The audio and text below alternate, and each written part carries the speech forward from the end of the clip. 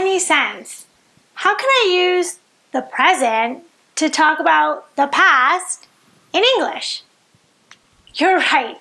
At first, it doesn't seem to make sense. But I promise there is logic, rules, and that's why you're here watching us on YouTube right now. As a language learner, you may be a little bit confused about when to use the present perfect or the simple past. After all, they both refer to events that already happened in the past. Let's investigate some verb tenses today. Hi, it's Lindsay here, and welcome to a new episode of Bite Size English, your daily bite of English. Run, Forrest, run! Today's episode is about understanding the differences between the simple past and the present perfect, when you should use them, and why. If you need a refresher on present perfect, or you need to learn it, go back and watch episode 26 to get you up to speed. Let's go. First, let's review. Look at these sentences. Pay attention to the tenses. Now, which of these sentences is correct? For this first example, you're right.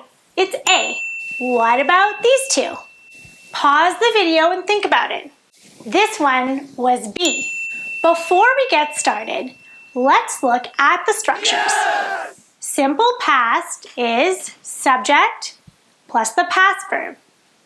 Present perfect is subject plus has or have plus the past participle.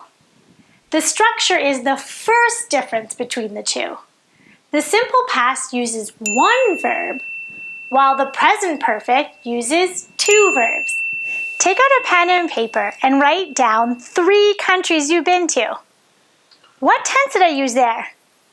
Right, present perfect. Now, when did you go to those countries?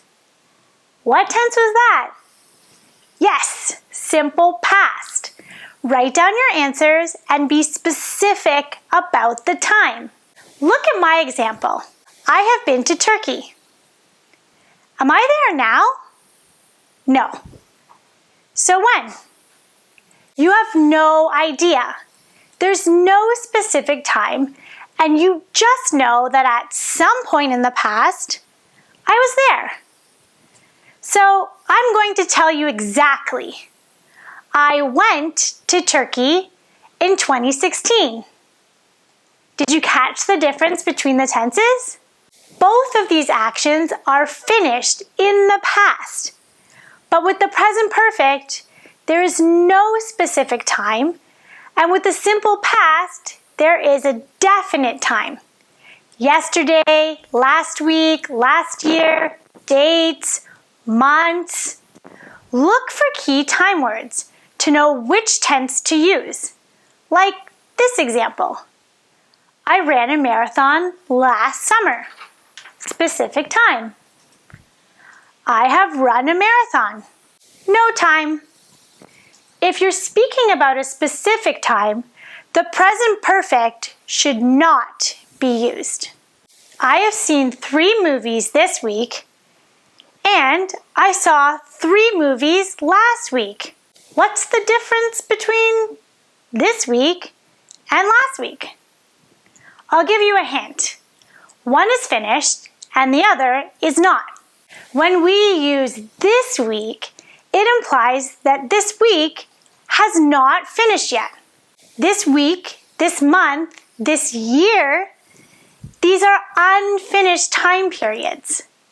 We use the present perfect when the time period has not finished, and use the simple past when the time period is finished. To add to this use, we can use both tenses with the word for. But again, there's a difference of finished and unfinished time periods. Take a look. He has lived in Toronto for 20 years. And now? Yes, he's still living in Toronto. Remember, we use the present perfect for actions that began in the past and continue to the present, maybe the future even. But what if I was to say he lived in Toronto for 20 years? And now? Right. When we use the simple past, it's finished, which means he doesn't live in Toronto now. That's over. And he lives somewhere else.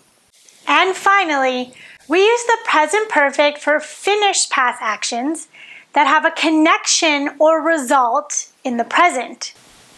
For example, I've lost my keys, past, and now I can't get into my house.